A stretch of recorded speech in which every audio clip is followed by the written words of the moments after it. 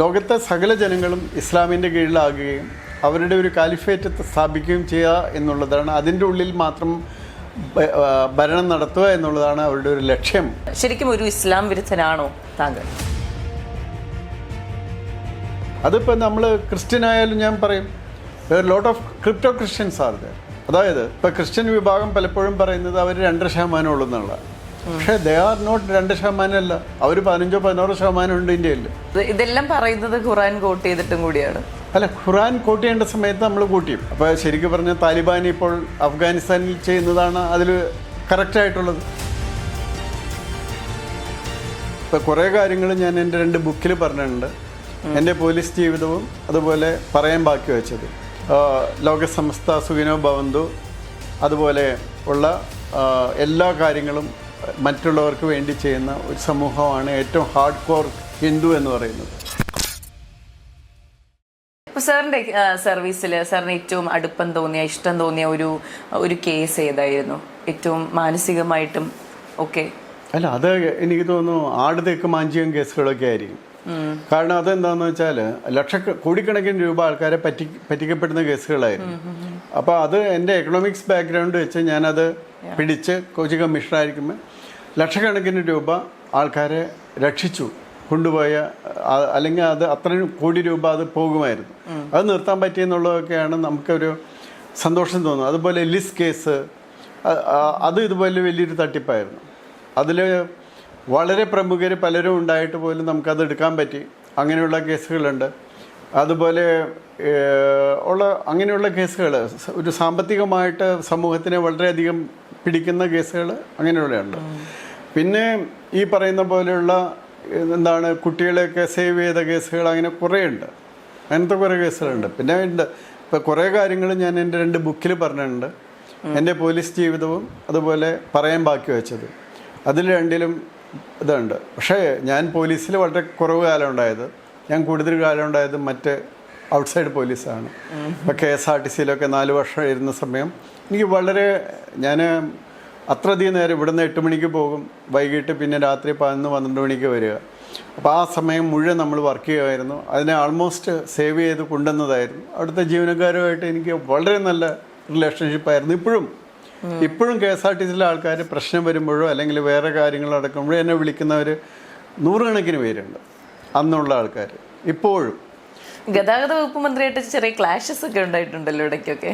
അന്നത്തെ അല്ല, അത് ഒരു ചെറിയ ഇതിൻ്റെ നമ്മൾ KSRTC കിട്ടണം. പക്ഷെ എന്നിട്ടും ഞാൻ ആ മന്ത്രിയുടെ കീഴിൽ തന്നെ മറ്റേ ട്രാൻസ്പോർട്ട് കമ്മീഷണറായിട്ടിരുന്നു. അങ്ങനെ ഒരു ഇഷ്യൂ അല്ല. അത് ഒരു പ്രിൻസിപ്പളിൻ്റെ സ്റ്റാൻഡ് ഞാൻ എടുത്തു. അതായത് ഞങ്ങൾ കിട്ടാനുള്ള സാധനം കിട്ടാതെ ഞങ്ങൾ കടമെടുത്ത് കൊടുക്കേണ്ട ആവശ്യമില്ല. അവർക്ക് പൈസ ഗവൺമെൻറ്റിൽ നിന്ന് കിട്ടുന്നതാണ്, ഞങ്ങൾക്ക് തന്നേ പറ്റുള്ളൂ എന്നൊരു സ്റ്റാൻഡ് എടുത്തതാണ്. പിന്നെ അദ്ദേഹം പറഞ്ഞു, അത് സെൻകുമാർ പോവുകയാണെങ്കിലും പോകരുത്, പുറത്ത് പോകരുത്, എൻ്റെ കൂടെ തന്നെ നിൽക്കണമെന്ന് പറഞ്ഞു. ഞാൻ നിന്നു. ആയിട്ട് നല്ല റിലേഷനാണ് ഇപ്പോഴുള്ളത്, നല്ല റിലേഷനാണ്. അതെ. ഏതെങ്കിലും ഒരു കേസ് ഡീൽ ചെയ്യുമ്പോൾ ഇപ്പോൾ നിയമപരമായി പ്രതി ചെയ്തത് തെറ്റാണ് എന്നറിയാമെങ്കിൽ പോലും അത് കേസ് ഡീൽ ചെയ്യുമ്പോൾ അയാളായിരുന്നു ശരി എന്നുള്ള തോന്നലുണ്ടായിട്ടുണ്ടോ?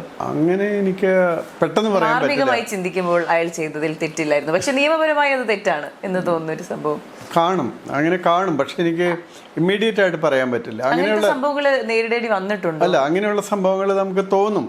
പക്ഷേ നമ്മൾ വാസ്തവത്തിൽ എൻ്റെ ഇതിലൊക്കെ നമ്മൾ ചെയ്യുന്നതെന്ന് വെച്ചിട്ടുണ്ടെങ്കിൽ പല കേസുകളിലും ചിലപ്പോൾ നമ്മൾക്ക് അറിയാൻ പറ്റും, തോന്നും നമുക്ക് ഇന്ന ആളാണ് പ്രതി, പക്ഷെ എവിഡൻസ് ഒന്നുമില്ല. പക്ഷെ ഞാൻ ആ കേസിൽ പറയും, ആ കേസ് അങ്ങനെ പോയിക്കോട്ടെ. കാരണം അത് നമ്മൾ ഇല്ലാത്ത തെളിവ് ഉണ്ടാക്കാൻ പോകരുത്. കാരണം ഇല്ലാത്ത തെളിവ് കൊടുക്കണ്ട, അത് ദൈവത്തിന് വിട്ടുകൊടുത്തേക്ക്, അത് ദൈവം ഡീൽ ചെയ്തോട്ടെ. അദ്ദേഹത്തിന് കുറച്ച് പണി വേണമല്ലോ. അപ്പം അദ്ദേഹം ഡീൽ ചെയ്യാൻ പറഞ്ഞ് വിടുകയാണ് പതിവ് ഉണ്ടാകുക. അങ്ങനെയുള്ള കേസുകളൊക്കെ ഉണ്ടാകാറുണ്ട്. മർഡർ കേസ് വരെ ഉണ്ടാകാറുണ്ട്. അപ്പോൾ ആ കേസിൽ നമുക്ക് പൂർണ്ണമായിട്ടും നമുക്ക് എവിഡൻസ് കിട്ടുന്നില്ല. ബെസ്റ്റ് എഫേർട്ട് എടുത്തു കഴിഞ്ഞിട്ടും അങ്ങനെ വരുന്ന സമയത്ത് ഇപ്പോൾ ക്രൈംബ്രാഞ്ചിലൊക്കെ ഇരിക്കുന്ന സമയത്ത് ഞാൻ 4 വർഷം ക്രൈംബ്രാഞ്ചിൽ DIG ആയിരുന്നു. അപ്പോൾ അന്നാണ് ഞാൻ വാസ്തവത്തിൽ ഈ തീവ്രവാദ കേസുകൾ അന്വേഷിക്കുന്ന ടീമിൻ്റെ ഹെഡായത്. 96 മുതൽ 2000 വരെ. അങ്ങനെയാണ് കേരളത്തിലെ തീവ്രവാദം എങ്ങനെ നടക്കുന്നു എന്നുള്ള അടിസ്ഥാനപരമായിട്ടുള്ള കാര്യങ്ങൾ പഠിച്ചു വരുന്നത്, അറിഞ്ഞു വരുന്നത് ശരിയായിട്ട്. അതുവരെ എനിക്ക് അത്ര അറിവുണ്ടായിരുന്നില്ല. അവിടെ പുറത്ത് കാണണമെന്ന് അറിവുണ്ടായിരുന്നു. അപ്പോഴാണ് തൃശ്ശൂർ നടന്ന കേസുകൾ തൃശ്ശൂരും പാലക്കാട്ടൊക്കെ നടന്ന 5-6 മർഡർ കേസുകൾ അന്വേഷിച്ച് കണ്ടുവെച്ചതും ചെങ്ങന്നൂർ മൗലവിയുടെ കേസ് പോലും ഞങ്ങളുടെ ശ്രദ്ധയിൽ വന്ന് ഞങ്ങളൊക്കെ CBIക്ക് ഇന്ന ആൾക്കാരാണ് ഇത് ചെയ്തിരിക്കുന്നതെന്നുള്ള റിപ്പോർട്ടൊക്കെ കൊടുക്കുന്നതും അങ്ങനെയുള്ള കുറേയധികം ഇൻസിഡൻസ് ഉണ്ടായിട്ടുണ്ട്. അപ്പോൾ അതിൽ ഒരു ഇൻസിഡൻസിലാണ് ഒരു ഉണ്ണികൃഷ്ണൻ എന്ന് പറയുന്ന ആള് അവരുടെ 2ാമത്തെ മർഡർ കേസായിരുന്നു അത് വാസ്തവത്തിൽ നടക്കുന്നത്. അപ്പോൾ ആ കേസിൽ CPM-കാരെ 4 പേരെ ശിക്ഷിച്ചായിരുന്നു. അവർ പ്രതികളെ അല്ല, വാസ്തവത്തിൽ അവരല്ല കുറ്റം ചെയ്തിരിക്കുന്നത്. പക്ഷെ ലോക്കൽ പോലീസ് 4 CPM-കാരെ പിടിച്ചു, അവരുടെ പേരിൽ ചാർജ് കൊടുത്തു, അവർക്ക് ശിക്ഷയും കിട്ടി. അവർ ജീവപര്യന്തം തടവിന് ഹൈക്കോടതിയിൽ കിടക്കുന്ന സമയത്താണ് ഞങ്ങളുടെ അന്വേഷണം വരുന്നതും ഞങ്ങളുടെ അന്വേഷണത്തിൽ അത് നടത്തിയത് ജമിയത്തുൽ ഇഹ്സാനിയ എന്ന് പറഞ്ഞ ഗ്രൂപ്പാണെന്ന് തെളിവ് കിട്ടുന്നതും. അപ്പോൾ അത് നമ്മൾ അന്ന് അഡ്വക്കേറ്റ് ജനറലിനും ഒക്കെ അറിയിച്ചു കൊടുത്ത്, ഗവൺമെൻറ്റിനെയൊക്കെ അറിയിച്ചു കൊടുത്ത് അവസാനം ഹൈക്കോടതി അവരെ വെറുതെ വിട്ടു. അതിനുശേഷം ആ കേസിനെ സംബന്ധിച്ച് പിന്നീട് അവർ ആവശ്യപ്പെട്ട പ്രകാരം ഒരു പുനരന്വേഷണം, തുടരന്വേഷണമല്ല പുനരന്വേഷണം ഹൈക്കോടതി പറഞ്ഞ് നടത്തുകയുണ്ടായി. അപ്പോൾ അങ്ങനെയുള്ള തൊഴിയൂർ ഉണ്ണികൃഷ്ണൻ കേസിലാണത്. അങ്ങനെയുള്ള ഇൻസിഡൻസൊക്കെ നമ്മൾക്ക് ചിലപ്പോൾ നടക്കാറുണ്ട്. അതെ, ISIS റിക്രൂട്ട്മെന്റ് കേസ് അന്വേഷിച്ചിരുന്നു. അത് എനിക്ക് തോന്നുന്നു കുറേ ISIS റിക്രൂട്ട്മെന്റ് ഒക്കെ വരുന്നത് ഞാൻ റിട്ടയർ ചെയ്യാറാകുന്ന സമയത്താണ്. അതിൻ്റെ മുഴുവൻ പുറത്തേക്ക് വരുന്നത് അതിന് ശേഷമാണ് വാസ്തവത്തിൽ. അപ്പോഴേക്കും എന്താ പറയുന്നത്, ഞാൻ ഞാൻ DG ആയിട്ട് ആദ്യത്തെ ഒരു വർഷത്തിൽ നല്ലൊരു ഭാഗസമയവും DGPയുടെ ഓഫീസ് ഒന്ന് ക്ലീൻ ആക്കാനായിട്ടായിരുന്നു. അവിടെ വർഷങ്ങളായിട്ട് കിടക്കുന്ന ഫയൽസ് ഇപ്പം അത് ഭയങ്കര ക്ലീനിങ് അപ്പ് ഓപ്പറേഷനായിരുന്നു. അപ്പോൾ അവിടെ ഇപ്പോൾ അത്ഭുതം തോന്നും, ഇപ്പം നിയമസഭയിലേക്ക് കൊടുക്കാനുള്ള ഏകദേശം 30 വർഷത്തോളമുള്ള ക്വസ്റ്റ്യൻസിൻ്റെ ഉത്തരങ്ങൾ കൊടുക്കാതെ കിടക്കുന്നുണ്ടായിരുന്നു. അതുപോലെ കണ്ടമാനം വളരെയധികം പേപ്പേഴ്സ് അത് പോലീസ് ഹെഡ് ക്വാർട്ടേഴ്സിൽ ഇപ്പോഴും വർക്ക് ചെയ്യുന്ന ആൾക്കാരോടും ചോദിച്ചറിയാം. അപ്പോൾ അത് ഉണ്ടായിരുന്നു. അതുപോലെയുള്ള അപ്പോൾ ഒരു വർഷം എടുത്തു ശരിക്കും ഞാൻ ആ ഓഫീസ് ഒന്ന് നേരെയാക്കി എടുക്കാൻ, അപ്ഡേറ്റഡ് ആയിട്ട് എടുക്കാൻ. 30 വർഷത്തെ ബാക്കപ്പ് ഫയൽ പലതും ഉണ്ടായിരുന്നു അത്. അപ്പോൾ അങ്ങനെയുള്ളത് കംപ്ലീറ്റ് എടുത്ത് എല്ലാ വിഭാഗം, എല്ലാ സെക്ഷനിലും എല്ലായിടത്തും റെഡിയാക്കി എടുത്തു വന്നപ്പോഴേക്കും ഞാൻ എന്നെ മാറ്റി. പിന്നെ ഞാൻ വരുന്നത് 2 മാസത്തെ താഴെ സമയത്തിനാണ്. അപ്പോൾ എനിക്ക് കാര്യമായിട്ടൊന്നും ചെയ്യാൻ പറ്റില്ല. ആ സമയം അടുത്ത വർഷം കിട്ടിയെങ്കിൽ ഞാൻ ശരിക്കും ഒന്ന് പുറത്തിറങ്ങി നടന്ന് വർക്ക് ചെയ്ത് തുടങ്ങിയാൻ. മനസ്സിലായോ? അപ്പോൾ നമുക്ക് അന്ന് ഞാൻ ഇതുപോലെ ഫോണൊന്ന് ഓഫ് ചെയ്ത് വെക്കുന്ന പ്രശ്നമില്ല, എപ്പോഴും ഓണാണ്. രാത്രിയൊക്കെ ആൾക്കാർ വിളിക്കും. അപ്പോൾ പലപ്പോഴും എനിക്ക് ഇപ്പോഴും ഓർമ്മ നിൽക്കുന്ന സംഭവങ്ങളുണ്ട്. ഇപ്പോൾ രാത്രി വൈകിട്ട് ഒരാൾ ആലുവ ഭാഗത്ത് നിന്ന് തന്നെയാണ് വിളിച്ചത്. ആലുവ അപ്പുറത്ത് പെരുമ്പാവൂർ ഭാഗത്ത് നിന്ന് വിളിച്ചിട്ട് ഏതൊരു വലിയ കല്ല് മഴയിൽ ഇറങ്ങി വന്ന് അയാളുടെ വീടിൻ്റെ ഗേറ്റ് അടഞ്ഞുപോയി. അപ്പോൾ അതൊന്ന് തുറന്നു കൊടുക്കണം, അയാൾക്ക് പുറത്തിറങ്ങാൻ പറ്റുന്നില്ല. അപ്പോൾ അത് നമ്മൾ ഇടപെട്ടിട്ടാണ് അത് ഇറങ്ങി കൊടുക്കുന്നത്. അങ്ങനെയുള്ള ഇഷ്ടംപോലെ സംഭവങ്ങൾ ഉണ്ടാകാറുണ്ട്. ഇപ്പോൾ രാത്രിയൊക്കെ ആൾക്കാർ ഹെൽപ്പ് ചെയ്ത് വിളിക്കാറുണ്ട്. പിന്നെ പല മദ്യപന്മാരും അടക്കം വിളിക്കാറുണ്ട്. ഇപ്പോൾ രാത്രി 2 മണിക്കൊക്കെ DGPനെ വിളിച്ചിട്ട് ചങ്ങനാശ്ശേരി പോലീസ് സ്റ്റേഷൻ്റെ നമ്പർ എത്രയാണെന്ന് ചോദിക്കുക. അല്ല, നമ്മൾ യൂസ് ടു ആയി. അതുകൊണ്ട് ബേസിക്കലി എന്ത് പറ്റുമെന്ന് വെച്ചാൽ, as a police officer, if you work properly you have a dogs sleep. ഒരു slightest you will get up and get ready for action. അപ്പോൾ നമ്മൾ എത്ര ഫോൺ വന്നാലും അത് ഫോൺ അറ്റൻഡ് ചെയ്യുമായിരുന്നു. അപ്പോൾ പല രാജ്യങ്ങളിൽ നിന്നുള്ള ആൾക്കാർ വിളിക്കുന്നതൊക്കെ അവരുടെ ടൈം അനുസരിച്ചാണ്. അപ്പോൾ നമുക്കിവിടെ കിടന്നുറങ്ങാനായിട്ടുള്ള ഇത് വളരെ കുറവാണ്. അതുപോലെ വിസിറ്റേഴ്സിൻ്റെ കാര്യത്തിൽ ഞാൻ വളരെ ഫ്രീ ആയിരുന്നു വിത്ത് വിസിറ്റേഴ്സ്. കാര്യം കാലത്ത് 10 മണി മുതൽ 1 മണി വരെയാണ് ടൈം കൊടുത്തിരുന്നെങ്കിലും അത് കൊടുത്തതെന്ന് വെച്ചാൽ വൈകിട്ട് അവർക്ക് തിരിച്ചു പോകാൻ വേണ്ടിയാണ്. പക്ഷെ വിസിറ്റേഴ്സ് ടൈം കൊടുത്ത ഇഷ്ടംപോലെ ആൾക്കാർ വന്നുകൊണ്ടിരിക്കും. അപ്പോൾ അങ്ങനെയുള്ള കാര്യങ്ങളൊക്കെ കുറേ ഉണ്ട്. There are lot of good things to tell also. അതെ, ഇപ്പോൾ മുൻ DGP TP സെൻകുമാർ ഒരു മുസ്ലിം വിരുദ്ധ പരാമർശങ്ങൾ നടത്തുന്നതിൽ വലിയ ആക്ഷേപങ്ങൾ നേരിടുന്ന ഒരാളാണ്. ശരിക്കും ഒരു ഇസ്ലാം വിരുദ്ധനാണോ താങ്കൾ? എനിക്ക് ഇസ്ലാം വിരുദ്ധതയൊന്നുമില്ല. പക്ഷേ ഇന്ത്യയെ ഇസ്ലാമിക് സ്റ്റേറ്റ് ആക്കാൻ നടക്കുന്ന, കേരളത്തെ ഇസ്ലാമിക് സ്റ്റേറ്റ് ആക്കാൻ നടക്കുന്നവരോട് എനിക്ക് വിരുദ്ധതയുണ്ടെന്നുള്ളത് അബ്സല്യൂട്ട് റൈറ്റാണ്. അത്രയേ ഉള്ളൂ. അതായത് ഇന്ത്യ ഒരു സെക്കുലർ കൺട്രി ആയിട്ട് നിൽക്കണം എന്നുള്ളതാണ് എൻ്റെ ആവശ്യം. ആ സെക്കുലറിസം നശിപ്പിക്കാനായിട്ട് വളരെ പ്ലാൻഡായിട്ട് നടക്കുന്ന കുറേ പ്രവർത്തനങ്ങൾ കേരളത്തിലും ഇന്ത്യയിൽ നടക്കുന്നുണ്ട്. അതിനും ധാരാളം എക്സാമ്പിൾസ് നമുക്ക് പറയാൻ പറ്റും. ജനസംഖ്യയുടെ കാര്യത്തിലായാലും ഈ പറയുന്ന ലവ് ജിഹാദ് എന്ന് പറയുന്ന കാര്യത്തിലായാലും നാർക്കോട്ടിക്സിൻ്റെ കാര്യത്തിലായാലും അങ്ങനെയുള്ള കാര്യത്തിലായാലും വിദേശ ഫണ്ടിങ്ങിൻ്റെ കാര്യത്തിലായാലും അങ്ങനെയൊക്കെ നടക്കുന്നുണ്ട്. അപ്പോൾ അതിൻ്റെ പരമാർത്ഥം പുറത്ത് പറഞ്ഞ് ജനങ്ങളെ സംഘടിപ്പിക്കുകയും ജനങ്ങൾക്ക് അവയർനെസ് ഉണ്ടാക്കി കൊടുക്കുകയും ചെയ്യുക എന്നുള്ളത് എൻ്റെ ഒരു ലക്ഷ്യമായിരുന്നു. അത് കുറേ വൈഡായിട്ട് അത് വിജയിച്ചിട്ടുണ്ടെന്നാണ് ഇപ്പോഴുള്ള ആൾക്കാരുടെ ഒരു 10 വർഷം മുമ്പുള്ള പോലെയുള്ള ഇപ്പോഴുള്ള സമൂഹം അതിന് റിയാക്ട് ചെയ്യുന്നത്. ഇപ്പോൾ ഒരു സംഭവം ഉണ്ടാകുമ്പോൾ പണ്ട് റിയാക്ഷൻ ഒന്നുമില്ലായിരുന്നു. ഇപ്പം now there is A reaction. അതിപ്പോൾ നമ്മൾ ക്രിസ്ത്യൻ ആയാലും ഞാൻ പറയും lot of crypto Christians are there. അതായത് ഇപ്പോൾ ക്രിസ്ത്യൻ വിഭാഗം പലപ്പോഴും പറയുന്നത് അവർ 2% ഉള്ളൂ എന്നുള്ളതാണ്. പക്ഷേ ദേ ആർ നോട്ട് 2% അല്ല, അവർ 15-16% ഉണ്ട് ഇന്ത്യയിൽ. പക്ഷെ അതെല്ലാം ക്രിപ്റ്റോ ഹിന്ദു എന്നോ ക്രിപ്റ്റോ ക്രിസ്ത്യൻസ് എന്ന് പറയുന്ന വിധത്തിൽ. ഇപ്പം തമിഴ്നാട്ടിൽ വിജയ് ആ ഇലക്ഷന് മുമ്പായിട്ട് കാല് മുട്ടുമടക്കി ആ പള്ളിയിൽ പോകുന്ന ഒരു പാട്ടുണ്ടായിരുന്നു. ഈ ഒരു 6% മാത്രമേ ഉള്ളൂ അവിടുത്തെ ക്രിസ്ത്യൻസ് ആസ് പെർ അവിടുത്തെ സെൻസസ് അനുസരിച്ച്. അങ്ങനെയാണെങ്കിൽ അയാൾ അത് ചെയ്യൂ അല്ല എന്നുള്ളതാണ് യാഥാർത്ഥ്യം. Massive voters are under Christian president വോട്ടിലുണ്ട് എന്നുള്ളതാണ്. അപ്പം this is another side of that. ഈ ഇസ്ലാമൈസേഷൻ പോലെ തന്നെയാണ് ഇവാഞ്ചലൈസേഷനും. അപ്പോൾ ഇത്തരം കാര്യങ്ങൾ ഇത് രണ്ടും ഭയങ്കര ത്രെട്ടാണ് ഇന്ത്യക്ക്. അപ്പോൾ ഇന്ത്യയുടെ ആ സെക്കുലർ ബേസിനുള്ള 2 ഭയങ്കര ത്രെട്ട്സാണിത്.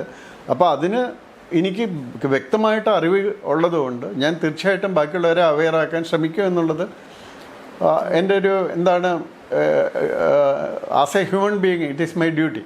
അതെ, ഇതെല്ലാം പറയുന്നത് ഖുറാൻ കോട്ട് ചെയ്തിട്ടും കൂടിയാണ്. അല്ല, ഖുറാൻ കോട്ട് ചെയ്യേണ്ട സമയത്ത് നമ്മൾ കോട്ട് ചെയ്യും. അത് ഇഷ്ടംപോലെ കോട്ടിങ്സ് ഖുറാന് തന്നെ കോട്ട് ചെയ്യുന്നത്. അതിപ്പോൾ ഏതായാലും ആരിഫ് ഹുസൈനും ഒക്കെ ഉള്ളതുകൊണ്ട് ഇനിയിപ്പോൾ നമ്മളാരും കോട്ട് ചെയ്യേണ്ട ആവശ്യമില്ല. അദ്ദേഹം ഇഷ്ടം നന്നായിട്ട് കോട്ട് ചെയ്ത് പറയുന്നുണ്ട്. അപ്പോൾ അദ്ദേഹത്തിൻ്റെ മുന്നിൽ ഏതെങ്കിലും ഒരാൾ അദ്ദേഹത്തിൻ്റെ മുന്നിൽ വന്ന് അദ്ദേഹത്തിനെ പറഞ്ഞു തോൽപ്പിക്കുന്നുണ്ടോ? ഇതിലില്ലാത്ത കാര്യങ്ങളാണ് എന്ന് പറയാൻ പറ്റുന്നുണ്ടോ? എല്ലാം ഉള്ള കാര്യങ്ങളാണ്. അപ്പം നമ്മളിപ്പോൾ ഇതേപോലെ ഉള്ള കാര്യങ്ങളൊക്കെ എടുത്തു വെച്ചിട്ടുള്ളത് ഇതുപോലെ ഖുറാനിലുള്ള കാര്യങ്ങളെല്ലാം പറയുന്ന സമയത്ത് ഞാൻ ഇല്ലാത്തതല്ല പറയുന്നത്, ഞാൻ ഉണ്ടാക്കി പറയുന്നതല്ല, ഞാൻ നിങ്ങളെ മോശമാക്കാൻ പറയുന്നതല്ല.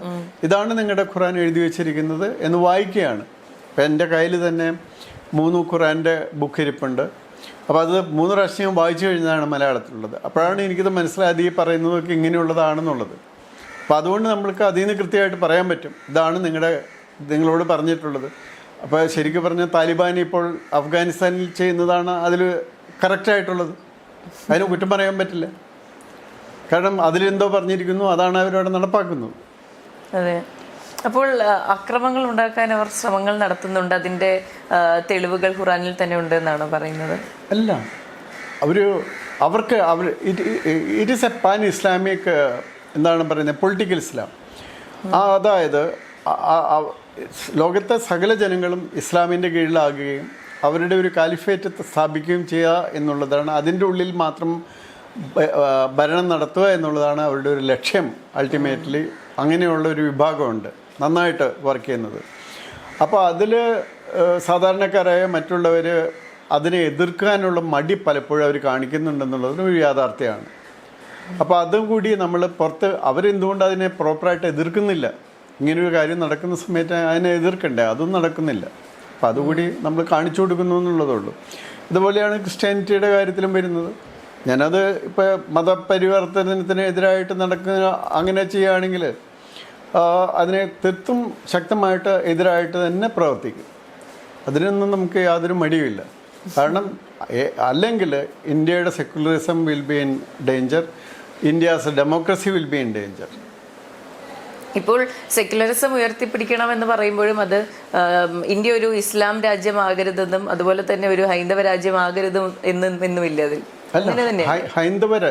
ഒരു ഹൈന്ദവൻ ആക്ച്വലി തീവ്ര ഹൈന്ദവനായ ആളെന്ന് പറഞ്ഞാൽ ആക്ച്വലി അവരാണ് ഈ പറഞ്ഞ ഏറ്റവും കൂടുതൽ സെക്യുലറാകുക. അതായത് ലോകസമസ്ത സുഖിനോ ഭവന്തു അതുപോലെ ഉള്ള എല്ലാ കാര്യങ്ങളും മറ്റുള്ളവർക്ക് വേണ്ടി ചെയ്യുന്ന ഒരു സമൂഹമാണ് ഏറ്റവും ഹാർഡ് കോർ ഹിന്ദു എന്ന് പറയുന്നത്. ആ ഹിന്ദുവിന് ഒരിക്കലും മറ്റൊരു ആൾക്കാരെ ഉപദ്രവിക്കാൻ പറ്റില്ല. മനസ്സിലായോ? ആ സമയത്ത് മറ്റത് അങ്ങനെയല്ല. അവരുടെ ബുക്ക് അനുസരിച്ച് ചെയ്താൽ നമ്മൾ താലിബാൻ അഫ്ഗാനിസ്ഥാൻ സ്ഥിതിയിൽ പോകും. മനസ്സിലായോ? സ്ത്രീകൾക്കൊക്കെ എവിടെയാണ് അവിടെ വിദ്യാഭ്യാസം? ആ കുട്ടികളൊക്കെ എന്ത് ചെയ്യുന്നു? നോക്കി, എന്ത് കഷ്ടത്തിനാണ് അഫ്ഗാനിസ്ഥാനിലെ സ്ത്രീകൾ ജീവിക്കുന്നത്. ആ സ്ഥിതിയിൽ ഇന്ത്യയിലെ സ്ത്രീകൾ പോകണം. You should tell me whether you would like to. ലോകത്തെ ഏത് രാജ്യത്താണെങ്കിലും സ്ത്രീകൾക്ക് അങ്ങനെ അത്തരം ഒരു സാഹചര്യം ഉണ്ടാകരുത്. ഇതല്ലേ നമുക്ക് ആവശ്യമുള്ളത്. അപ്പൊ പിന്നെ നമ്മൾ അതിനെ എതിർക്കാതിരിക്കുന്ന എങ്ങനെ? പക്ഷേ ഈ രാഷ്ട്രീയ പാർട്ടികളും രാഷ്ട്രീയ നേതാക്കളും വോട്ട് ബാങ്കിന് വേണ്ടി ഇവരുടെയൊക്കെ പുറകെ പോകുന്നു എന്ന് മൈനോറിറ്റീസ്, ഇപ്പോൾ അത് മുസ്ലിം എന്ന് മാത്രമല്ല മൈനോറിറ്റീസിന്റെ പുറകെ പോകുന്നുണ്ട് എന്നുള്ളൊരു തോന്നലുണ്ടോ? തീർച്ചയായിട്ടും. അതായത് അത് എൻ ബ്ലോക്ക് വോട്ട് കിട്ടും. അത് ഇതൊക്കെ ഞാൻ ചില വലിയ നേതാക്കളോടൊക്കെ പറഞ്ഞിട്ടുണ്ട്. അപ്പോൾ അവർ പറയുന്നത് തൽക്കാലികമായിട്ട് ചെയ്യാതിരിക്കാൻ നിവൃത്തിയില്ല എന്നാണ് പറയുന്നത്. എന്നോട് പറഞ്ഞ നേതാക്കളുടെ പേര് ഞാൻ പറയുന്നില്ല. പക്ഷേ താൽക്കാലികമാണത്. കുറച്ച് കഴിഞ്ഞ് അവർ സ്വന്തം വിധത്തിൽ ജയിക്കാൻ വന്നു കഴിഞ്ഞാൽ നിങ്ങളെ ആവശ്യം ഉണ്ടാവില്ല. You will be thrown out. അത് കഴിയുമ്പോൾ നിങ്ങളുടെ ആവശ്യമില്ലാതെ തന്നെ അവർക്ക് സ്വന്തമായിട്ട് അധികാരം പിടിച്ചെടുക്കാൻ വന്നു കഴിഞ്ഞാൽ you will be out. These people should know. ഈ വി ഡി സതീശനും അങ്ങനെയുള്ളവരൊക്കെ മനസ്സിലാക്കേണ്ടത്, once they get the majority or strength to form governments by themselves, these people are unnecessary for them. ഇപ്പോൾ ലെബനോണൊക്കെ ഉദാഹരണങ്ങൾ, ലോകത്തെ എത്ര രാജ്യങ്ങളുണ്ടെന്ന് അങ്ങനത്തെ ഉദാഹരണങ്ങൾക്ക്. അപ്പോൾ അത്തരം രാജ്യങ്ങളുടെ സ്ഥിതിയിലേക്ക് ഇന്ത്യയെ തട്ടിക്കൊണ്ട് പോകരുത് എന്നുള്ളതാണ് ഞങ്ങൾ ശ്രദ്ധിക്കുന്ന കാര്യം.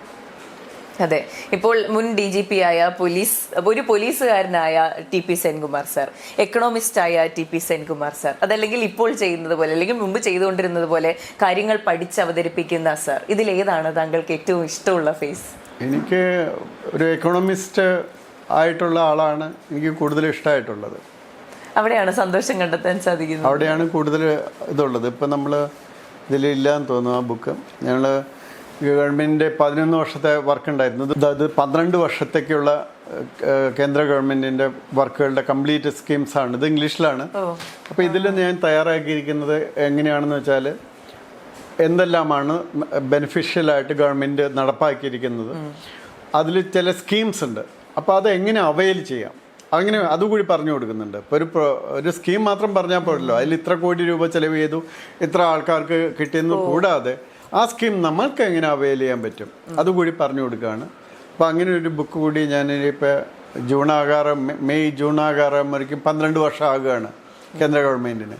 അപ്പോൾ അതുകൂടിയൊക്കെ തയ്യാറാക്കുന്നുണ്ട്. ഇപ്പോൾ 11 കൊല്ലത്തിൻ്റെ ഒരു ബുക്ക് തയ്യാറാക്കിയിരുന്നു. ഇലക്ഷന് മുമ്പ് അവർക്ക് BJP-ക്കാർക്ക് കുറേ പേർക്ക് കൊടുത്തിരുന്നു. പക്ഷെ അവരിൽ കൂടുതൽ പേർക്കും ബുക്ക് തുറന്നു നോക്കുന്ന പ്രശ്നമൊന്നുമില്ല. അപ്പോൾ അതുകൊണ്ട് നമുക്ക് കൂടുതൽ പ്രയോജനം അതിൽ നിന്ന് കിട്ടിയെന്ന് എനിക്ക് തോന്നുന്നില്ല. അല്ലെങ്കിൽ വികസിത ഭാരതത്തിലേക്ക് എന്ന് പറഞ്ഞ് ഞാനൊരു ബുക്ക് അത് അവിടെ ഇരിക്കുകയാണ്, ഇവിടെ ഇരിപ്പില്ല. അപ്പോൾ അതിൽ അങ്ങനെ അതേപോലെ ഒരു ഇംഗ്ലീഷിലെ ബുക്ക് ഉണ്ടാക്കുകയാണ്. അപ്പോൾ അത് വായിക്കുന്നവർക്ക് എന്താണെന്ന് വെച്ചാൽ സ്കീം മനസ്സിലാക്കുക മാത്രമല്ല, സ്കീമിൽ ഇത്ര പ്രയോജനം രാജ്യത്തിനുണ്ടായെന്ന് മാത്രമല്ല, ആ സ്കീമിൽ നമ്മുടെ ആൾക്കാർക്ക് എങ്ങനെ പ്രയോജനം കിട്ടാൻ പറ്റും, അതിനെ ആരൊക്കെയാണ് അപ്രോച്ച് ചെയ്യേണ്ടത്, അതിൻ്റെ അതോറിറ്റീസ് ആരാണ്, അതിന് ഏത് ആപ്ലിക്കേഷൻ ഫോമാണ് കൊടുക്കേണ്ടത്. അപ്പോൾ അതൊക്കെ പറഞ്ഞൊരു ബുക്ക് ഉണ്ടാക്കുകയാണ്. അപ്പോൾ തീർച്ചയായിട്ടും ആ എക്കോണമി ബേസിക്കലി ഞാൻ പോലീസിൽ ചേരുന്നതിന് മുന്നേ ഇന്ത്യൻ എക്കണോമിക് സർവീസിലായിരുന്നു. അപ്പോൾ എക്കണോമിക്സിലാണ് എൻ്റെ PhD ഉള്ളത്. അപ്പോൾ അതുകൊണ്ട് അത് ഇപ്പോഴും നമ്മൾ നമ്മൾ ക്ലോസ് ടു ഹാർട്ടാണ്. അപ്പോൾ അതിൻ്റെ ഒരിത് നമുക്ക് ഉണ്ടാകും. ഇത്രയും തിരക്കുകളെല്ലാം കഴിഞ്ഞ് റിട്ടയർമെന്റ് ലൈഫ്, ആ തിരക്കുകളൊക്കെ മിസ് ചെയ്യുന്നുണ്ടോ? ഇപ്പോഴും ഞാൻ നല്ല തിരക്കിലാണ്. ഇത്തരം കാര്യങ്ങളുണ്ട്. പിന്നെ എനിക്ക് കുറേയധികം യാത്രകൾ ഉണ്ടാകുവാറുണ്ട്. അപ്പോൾ ഈ കഴിഞ്ഞ ഒരു 1-2 മാസം ഒഴിച്ച് ബാക്കി എല്ലാ മാസത്തിലും ഞാനൊരു 10-12 ദിവസം കാസർഗോഡ് മുതൽ ഇവിടെ വരെയുള്ള സ്ഥലങ്ങളിലേക്ക് യാത്രയിലായിരിക്കും. മിക്കവാറും ജില്ലകളിലായിരിക്കും. അപ്പോൾ ധാരാളം വിത്തിൻ കേരള ടൂർസ് എനിക്ക് വരാറുണ്ട്. അപ്പം നല്ല തിരക്കിലായിരുന്നു. പിന്നെ ഇതുപോലുള്ള ബുക്സൊക്കെ ഇഷ്ടംപോലെ വായിച്ചാൽ മാത്രമേ നമുക്കത് എഴുതി തയ്യാറാക്കാനൊക്കെ പറ്റുള്ളൂ. അപ്പം അതിൻ്റെ വായനയുണ്ട്. അങ്ങനെ കുറേ കാര്യങ്ങളുണ്ട് എപ്പോഴും. അതെ, ഇപ്പോൾ സാറ് സർവീസിലുള്ളപ്പോഴും അതിന് ശേഷവും കേരളത്തിനും നാടിനും ഒക്കെ തന്ന സംഭാവനകൾ എന്ന് പറയുന്നത് വളരെ വലുതാണ്. എന്തായാലും ഇത്രയധികം സമയം ഈ തിരക്കിനിടയിൽ നമുക്ക് അനുവദിച്ചിട്ടുണ്ടായിരുന്നു. എന്തായാലും മുന്നോട്ടുള്ള വഴിയിലും എല്ലാവിധ ആശംസകളും നേരുന്നു. Thank you sir. Thank you.